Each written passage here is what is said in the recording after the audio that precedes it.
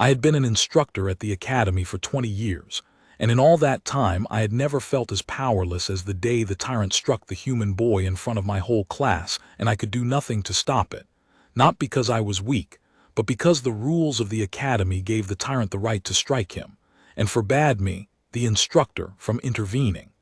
I want you to understand that distinction, because it is the heart of everything. I was not powerless because I was overmatched. I was powerless because I was bound, because the system I served had handed the cruelty its permission and tied my hands with my own duty. And I stood there, a grown instructor of 20 years, and watched a senior cadet strike a small new human, and I did nothing, and the shame of it has never left me. But neither has the thing that came after, the thing the human boy did, which was not what anyone expected, and which freed me, and freed the whole academy, from a tyranny we had all simply accepted as the way things were. Let me tell you who I am.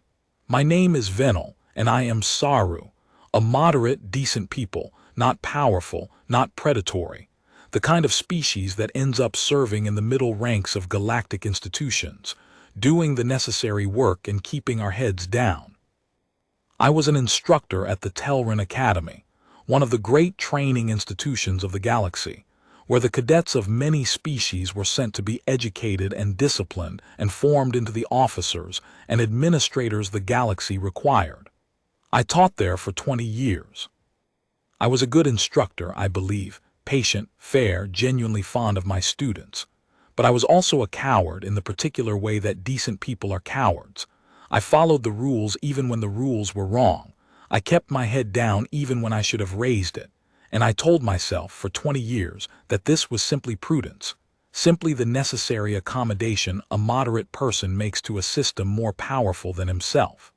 The human boy taught me that it was not prudence. It was complicity, but I am getting ahead of myself. Let me explain the academy, because the academy's structure is the whole reason I was powerless, and the whole reason the tyrant could do what he did. The Telran Academy was built on a strict hierarchy, a dominance hierarchy, of the kind that ran through so much of galactic civilization, where rank was everything and the senior ruled the junior absolutely. And the academy had a tradition, an old and ugly tradition that everyone accepted because it had always been there. The tradition that senior cadets had the right to discipline junior cadets, by force if they chose, and that this was a part of the cadets' formation, a toughening, a teaching of one's place. A senior cadet could strike a junior. It was permitted. It was, in fact, encouraged as a way of instilling discipline and hierarchy, and the instructors were forbidden to intervene in it, because to intervene would be to undermine the hierarchy the academy existed to instill. This was the rule. I had served under it for 20 years. I had watched senior cadets bully and strike and torment junior cadets, year after year, and I had done nothing because the rules forbade me to do anything, and because I told myself that this was simply how the academy worked, how it had always worked, how it always would. And the tyrant, every year there was a tyrant, but this year's tyrant was the worst I had seen. His name was Drathok, and he was Corvian, a large, powerful, predator-descended species, and Drathok was the senior cadet who ruled the junior ranks that year through pure fear. He was big and strong and cruel, and he had mastered the academy's tradition of senior discipline and turned it into a reign of terror, striking and tormenting the junior cadets not for any disciplinary purpose, but simply because he could, because the rules permitted it, and because he enjoyed it. The junior cadets were terrified of him. They submitted to him, did his bidding, endured his cruelties, because that was what the hierarchy demanded and because there was no one to protect them. The instructors forbidden to intervene, the system itself on Drathok's side. He was a tyrant, a sanctioned tyrant, a cruelty given permission by an institution that called its cruelty discipline. And I, his instructor, watched him terrorize my junior students, and I did nothing because I was powerless, because the rules made me powerless, because I let the rules make me powerless and called it duty. And then the human came. His name was Eli, a new junior cadet, one of the first humans to attend the Telran Academy, small and young and new to galactic society. I remember my first impression of him. Unremarkable, quiet, a little uncertain in the strange environment of the academy, the way all new cadets were uncertain. I did not expect anything from him. I felt, if anything, a kind of pity for him, because I knew what awaited a small new junior cadet in an academy ruled by Drathok.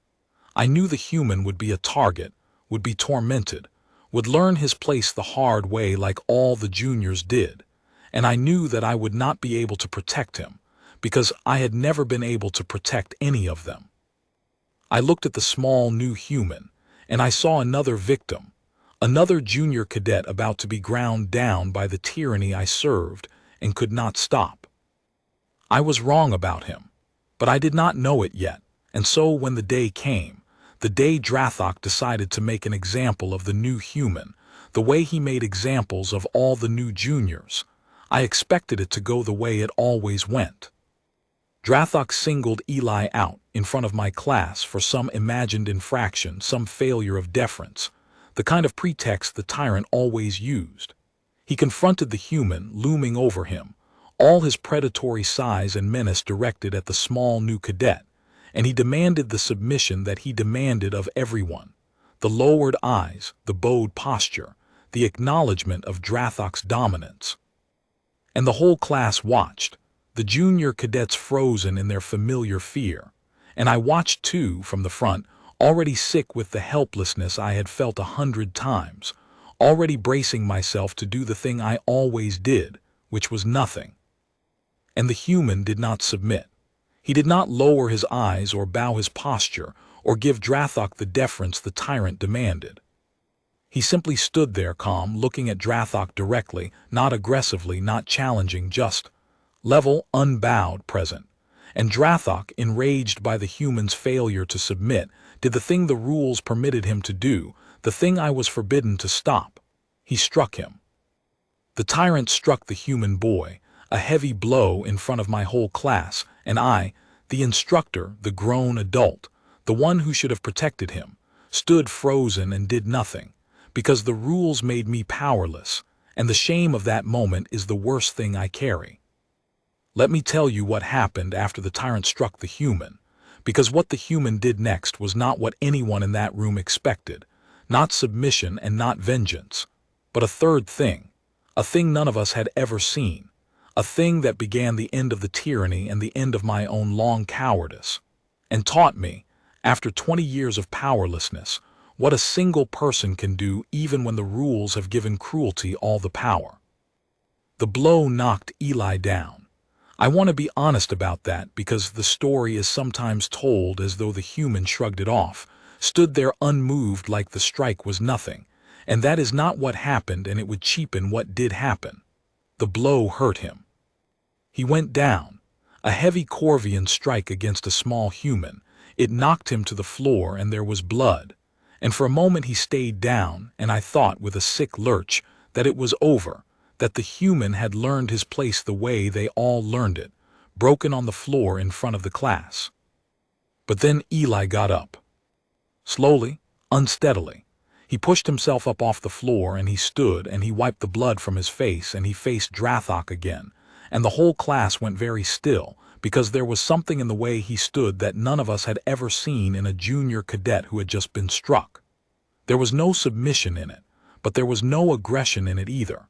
He did not cower and he did not raise his fists. He simply stood back up and faced the tyrant, level and calm and unbowed, and the not submitting and the not fighting were both, somehow, present in him at once, and the combination was something the Academy had no category for, something that made even Drathok hesitate. And then Eli spoke, and what he said was the thing that began everything. He said quietly, his voice steady despite the blood, "I'm not going to bow to you, and I'm not going to hit you back, so you should know that right now because it changes what's happening here." He paused, getting his breath.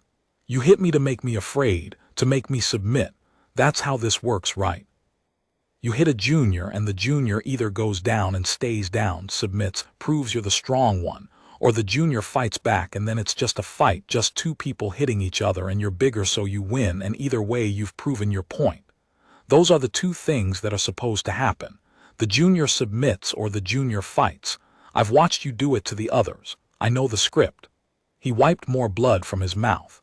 I'm not going to do either one. I'm not going to submit because I didn't do anything wrong, and I'm not going to pretend I did. And I'm not going to hit you because the second I hit you, I've agreed that this is about who's stronger, and I've let you make me into something like you, and I won't. So here's what's actually going to happen.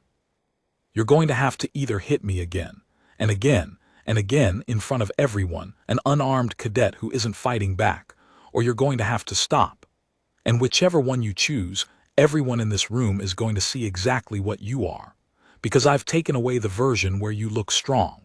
There's no version of this left where you look strong. There's only the version where you keep hitting someone who won't fight back, until everyone watching understands that was always all this was. The room was utterly silent. I have never, in 20 years, heard a silence like it, because the human had done a thing that no one in the academy had ever done, a thing that turned the whole tradition of senior discipline inside out.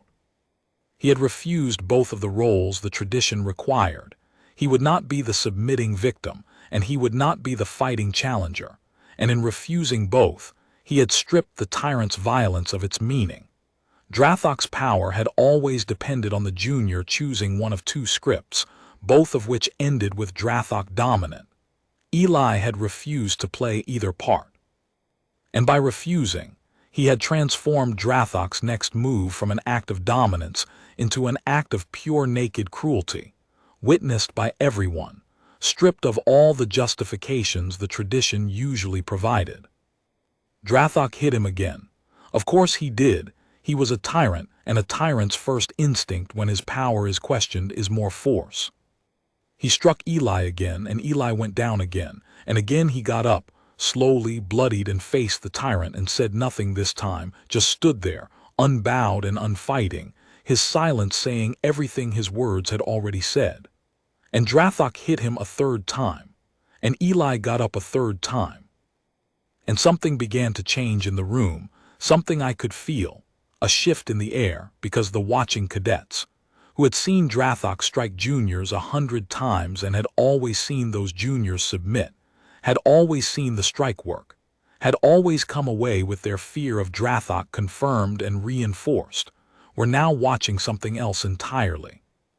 They were watching a tyrant hit a boy who would not fight back and would not stay down, and they were seeing, for the first time, the thing that Eli had promised they would see, that there was nothing strong in it, that it had never been strength, that it was just a big cruel creature hitting a smaller one who refused to be made into either a victim or an enemy, and that the whole tradition of senior discipline, the whole hierarchy of fear, had always been exactly this and nothing more, cruelty with permission, dressed up as strength.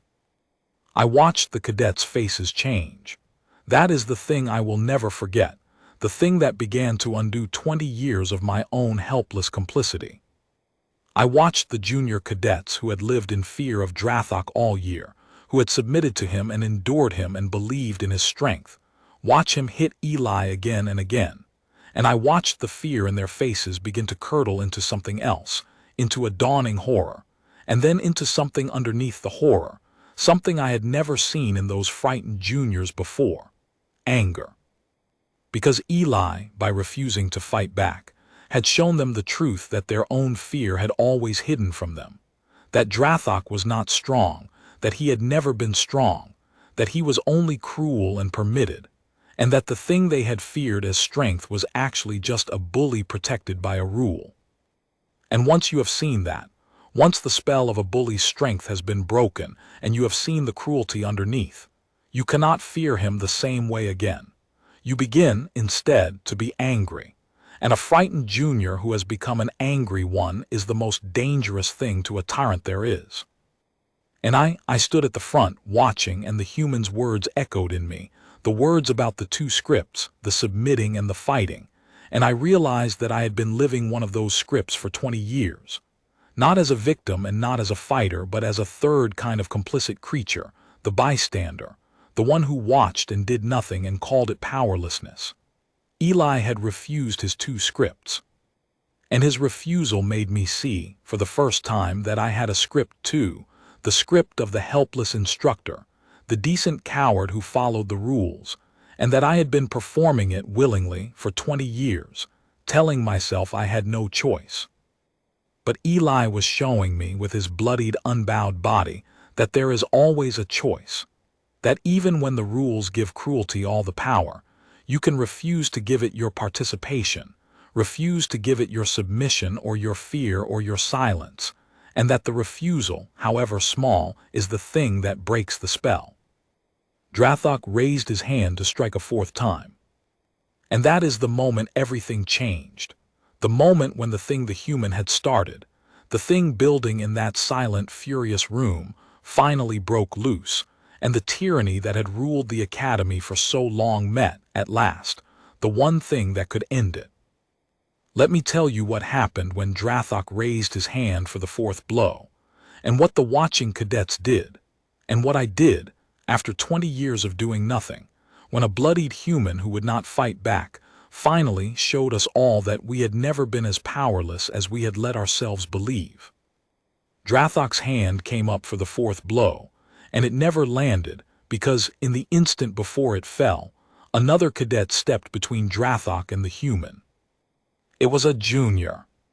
One of Drathok's regular victims, in fact, a small Pelin cadet named Sif, one of the most timid in the class, a creature who had submitted to Drathok all year, who had endured his cruelties with lowered eyes and trembling deference, who was, by every measure, the last cadet anyone would have expected to do anything brave.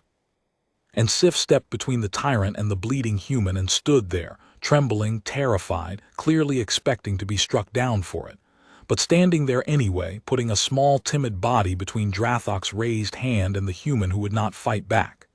And Sif said, in a voice that shook with fear but did not stop, the words that broke the dam, "No, stop. You're not, this isn't, stop hitting him." And then another cadet stepped forward, and another. The junior cadets who had watched Eli refuse to submit and refuse to fight and take blow after blow to show them the truth, who had felt their fear curdle into horror and their horror into anger. They began, one by one and then in a rush, to step forward, to move between Drathok and Eli, to put their own bodies into the space the human had opened. Not to fight Drathok. That was the thing, the beautiful thing, the thing Eli's example had taught them. They did not rush him, did not attack him, did not try to beat the tyrant the way he had beaten them. They simply stood together between him and his victim, a wall of the formerly afraid, refusing, the way Eli had refused, to let the cruelty continue, and refusing also to become cruel themselves. They surrounded the human and they faced the tyrant, dozens of them, the whole junior class, and they did not raise their fists, and they did not lower their eyes, and they stood together, unbowed and unfighting, and they said, in a dozen trembling voices that grew steadier as they joined together, "Stop."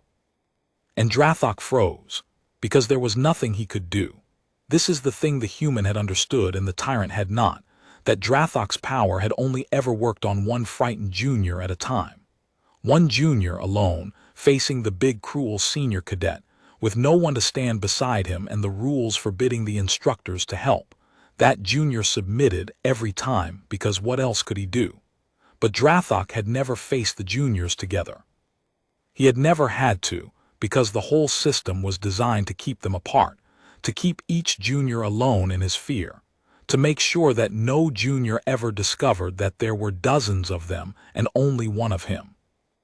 And now, because a human had taken 4 blows to show them the truth, the juniors had discovered it, had discovered that they outnumbered the tyrant dozens to 1, that his power had only ever been their isolation, that the moment they stood together his sanctioned dominance was nothing but one cruel creature facing a wall of beings who had stopped being afraid. Drathok could strike one of them. He could not strike all of them. And the moment they stood together, his tyranny was over, because a tyranny only works on the isolated, and the juniors were not isolated anymore.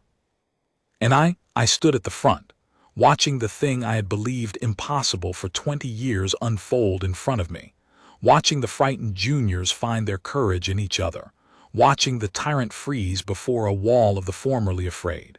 And I understood that there was one more thing needed, one more refusal, and that it was mine to make.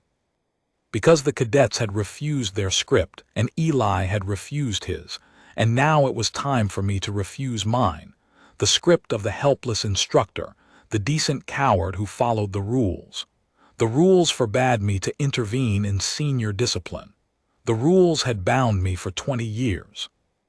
And I looked at the bleeding human, and the wall of trembling brave juniors and the frozen tyrant, and I did the thing I should have done 20 years before, the thing the human's courage had finally made me brave enough to do. I broke the rule. I stepped forward, and I put myself beside the cadets between Drathok and the human, an instructor openly violating the tradition I had served for 20 years, and I said, loudly, so the whole room would hear, so it would be on the record, so there would be no taking it back. This stops now. I'm an instructor of this academy, and I am telling you that this stops now, and if the rules say I can't stop it, then the rules are wrong, and I will answer for breaking them. Strike this cadet again, Drathok, and you strike him through me and through every instructor in this academy who ever should have stopped you and didn't. I should have stopped you years ago. I should have stopped the ones before you. I was a coward and I called it duty, and I am done. This stops now. And that was it. That was the end of the tyranny. Not a battle, not a beating, not the human or the cadets or me overpowering Drathok with greater force, but a wall of beings who had simply, finally, refused. Refused to submit, refused to fight, refused to be afraid, refused to be alone, refused to be complicit. Drathok stood there, his power evaporated, facing a room that had stopped giving him the one thing his tyranny had always required, which was not their weakness but their participation, their fear, their isolation, their submission, their silence. And without those things, he was just a large cadet in a room full of people who were no longer afraid of him, and there was nothing he could do. And after a long, terrible, frozen moment, he lowered his hand and he turned, and he left the room, and the tyranny that had ruled the academy left with him. We tended to Eli. The cadets and I, we gathered around the bleeding human, who had taken 4 blows to teach us all the thing we should have known, and we tended his wounds, and the juniors thanked him, awkwardly, overwhelmed, not quite knowing how to thank someone who had let himself be beaten to set them free. And Eli, bloodied and exhausted, waved off their thanks, and said the thing that I think is the truest thing about the whole event, the thing that explained why he had done it the way he had done it. He said, "Don't thank me, I didn't save you. You saved yourselves, you stepped in, all of you, that was you. I showed you that you could, that's all I did. I took a few hits to show you the thing the fear was hiding, which is that he was never strong and you were never weak, and the only thing keeping him on top was that you'd never stood together. I didn't beat him. None of us beat him. We just stopped letting him win. That's different. That's better, because if I'd beaten him, if I'd fought him and won, then I'd just be the new strong one, and the whole thing would still be about who's strongest, and someday there'd be another Drathok. But this way, nobody won by being strong. You won by refusing to play, and that ends it for good because there's no new tyrant at the end of it. There's just a room full of people who finally figured out they were never as weak as they'd been told. There's just a room full of people who finally figured out they were never as weak as they'd been told. Let me tell you what happened to the academy after that day. How the breaking of one tyranny in one classroom changed the whole institution, and what became of Drathok, and what became of me, the coward instructor who finally found his courage 20 years too late, and what the human Eli taught us all about the difference between defeating cruelty and ending it, which is the deepest lesson I ever learned in 20 years of being the one who was supposed to be teaching.